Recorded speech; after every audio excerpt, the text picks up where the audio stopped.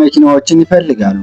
አንዳንዶቹ ደግሞ ነዳጅ ቆጣቢ መኪኖች ያስደስቷቸዋል። ነገር ግን ከዚህ ሁሉ በላይ የሆነ ገንዘብ ብቻውን ሊገዛ የማይችለውን ልክ እንደ ተንቀሳቃሽ የሰማይ ግርማ ወይም የቅንጦት ቤተ መንግስት የተሰሩ መኪኖች እንዳሉ ታውቃላችሁ?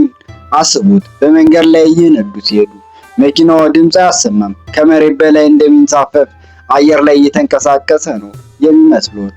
ውስጡ ሲገቡ ደግሞ የቢሊዮነሮች መኖሪያ ቤት ይመስላል።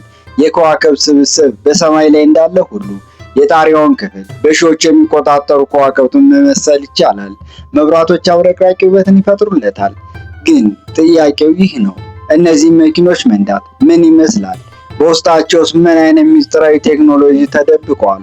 ከዚህ በፊት ማንም ነግሮት የማያውቅ የዓለማችን 3 እጅግ አስደናቂ የቅንጦት ጥግ የሆኑ መኪና ሚስጥር በዛሬው ቪዲዮ እንመለከታለን። እስከ መጨረሻው አብራችሁን ቆዩ።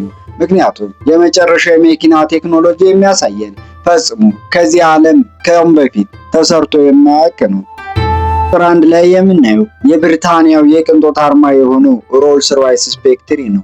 ሮልስ ሮይስ ከዚህ በፊት በሚያሰሙ ግዙፍ የፔትሮል ሞተራቸው ይታወቁ ነበር። ነገር ግን አሁን ታሪክ እየተቀየረ ነው። ይህ መኪና የኩባንያው የመጀመሪያ ሙሉ በሙሉ በኤሌክትሪክ የሚሰራ የቅንጦት መኪና ሆኗል። ይህ መኪና ልዩ የሚያደርገው ምንድን ነው? ድምፅ የለውም። ውስጡ ሆኖ መስኮት ሲዘጋ ከውጭ ያለው ዓለም ሙሉ በሙሉ ይጠፋል። የማጂክ ካርፔት ራይድ ወይንም የምንጣፍ ላይ እንደበረረ የሚቆጠር እጅግ ለስላሳ የዘገነት ሲስተም አለው። መንገዱ ላይ የሚገኘው ማንኛውም ጉድጓድ ወይም እብጠት በውስጥ ላለው ሰው ፈጽሞ አይሰማውም። በተጨማሪም የውስጥ ጣሪያው ላይ ያለው ስትሬት ላይት ዲዛይን ልክ በሰማይ ላይ ያሉ ከከዋክብት ወይንም በአይኑ እያዩ እንዳሉ ስሜት ይሰማዎታል። ከሮልስ ሮይስ ቀጥሎ ወደር የሌለው የቅንጦት ደረጃን ያዘ ሁለተኛው መኪና መርሴዲስ ማይባክ ኤስ ክላስ ይባላል። ማይባክ ማለት የሀብታሞችና የፖለቲካ መሪዎች መኪና ማለት ነው። ግን ለምን? ምክንያቱም ይህ መኪና የተሰራው መኪናን ለሚነዱ ሳይሆን ከኋላ ተቀምጠው ለሚዝናኑ ባለጸጎች ነው። ከኋላ መቀመጫው ላይ ተቀምጠው ቁልፉን ሲጫኑ መቀመጫው ወደ ኋላ ዘንበል ይላል። እግሮ ዘና የሚልበት መደገፊያ የሚወጣና የሰውነት ማሳጅ መስጠት ይጀምራል። ከፊት ደግሞ ቀዝቃዛ ሻምፓኝ የሚጠመቅበት የተራቀቀ ማቀዝቀዣ አለ።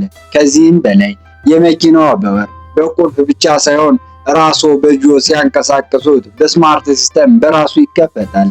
እንዲሁም መዝጋትም ሲፈልጉ በዚሁ በስማርት ሲስተም መዝጋት ይችላሉ። ያም ደግሞ የሲኒማ ቤት ያህሉን ቴክኖሎጂ ያዘው BMW i7 ነው። ሐሳቦትን ከታች ባለው ኮሜንት መስጫ ላይ ይጻፉልን። እንዲሁም ቪዲዮውን ላይክ እና ሰብስክራይብ በማድረግ ቤተሰብ ይሁኑ። ስላዳመጣችሁ እናመሰግናለን። ሰላም ቆዩ። ሰላም ሳምንት